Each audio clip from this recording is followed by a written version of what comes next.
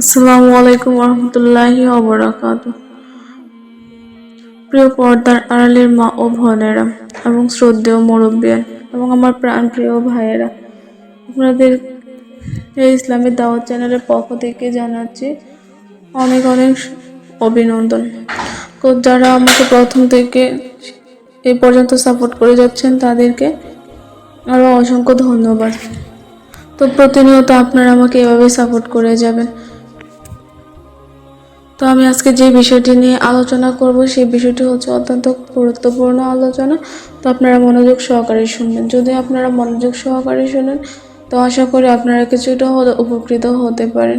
তো আপনাদের কাছে একটাই অনুরোধ যে আমার এই আলোচনাগুলো আপনারা না টেনে পুরো ভিডিওটি মনোযোগ সহকারে শুনবেন। তো আজকের আলোচনাটি হচ্ছে পিরিয়ড চলাকালীন সময়ে যে বিষয়গুলো মেনে চলা উচিত। তো এই পিরিয়ডের সময় নারীদের কিছু কাজ করা থেকে বা কিছু খাবার খাওয়া থেকে বিরত থাকা উচিত নিজেদের সুস্বাস্থ্যের জন্য। তবে অনেকে এই ব্যাপারে সচেতন নয়।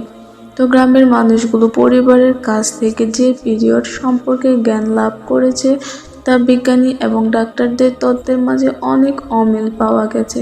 তো একটা মেয়ের বয়স যখন 12 থেকে 13 বছর তার পিরিয়ড শুরু হয়, তো বয়স 52 বা তার কাছাকাছি বয়সে গিয়ে মাসিক পিরিয়ড পুরোপুরি বন্ধ হয়ে যায়। তো ডাক্তাররা যেটাকে বলে সেটা হলো যদি পুরো 1 বছর পিরিয়ড বন্ধ থাকে তখন আমরা বলি সেটাকে মেনোপজ। তো গেছে তো মেনোপজের আগে সময়টাকে তার কিছু শারীরিক পরিবর্তন দেখা দেয়।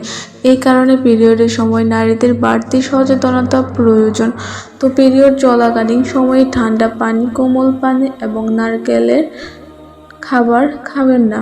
তো এই সময় মাথায় শ্যাম্পু ব্যবহার করবেন না, কারণ পিরিয়ডের সময় চুলের গোড়া আলগা হয়, ফলে লোম খুব উন্মুক্ত হয়ে পড়ে।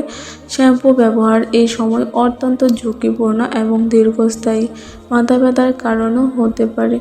তো এই সময় শসা খাবেন না, কারণ শসার মধ্যে থাকা রস পিরিয়ডের রক্তকে জরায়ুর প্রাচীরে আটকে দিতে পারে, যার ফলে আপনার বন্ধ হয়ে যাওয়ার সম্ভাবনা রয়েছে। তো এছাড়া লক্ষ্য রাখবেন পিরিয়ডের সময় যেন শরীরের শক্ত কিছুর আঘাত না লাগে, বিশেষত পেটে। পিরিয়ডের সময়টায় জরায়ু খুব নাজুক থাকে, ফলে অল্প আঘাতে মারাত্মক ক্ষতিগ্রস্ত হতে পারে, যার ফলে পরবর্তীতে জরায়ুর ক্যান্সার বা জরায়ুতে ঘা কিংবা বন্ধ্যাত্বের ঝুঁকি থাকে। গবেষণায় দেখা গিয়েছে পিরিয়ডের চলাকালীন সময়ে ঠান্ডা পানি পান করার ফলে পিরিয়ডে রক্ত বের না হয়ে জরায়ুর প্রাচীরে জমাট বাঁধছে, ফলে পরবর্তীতে 5 থেকে 10 বছরের মধ্যে জরায়ু টিউমার বা ক্যান্সারের আকার ধারণ করতে পারে। প্রিয় পর্দার আড়ালের মা ও বোনেরা, এ ছিল আজকের গুরুত্বপূর্ণ আলোচনা। যদি আপনারা আমার ভিডিওটি স্কিপ না করে পুরো ভিডিওটি মনোযোগ সহকারে শুনে থাকেন তাহলে আশা করি আপনারা কিছুটা হলে উপকৃত হবেন, আর আপনাদের উপকারে আমি সার্থক।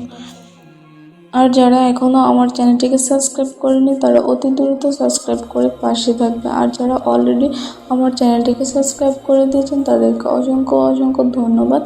তো আজকে এই পর্যন্ত। আসসালামু আলাইকুম রহমতুল্লাহি ওয়া বারাকাতুহু।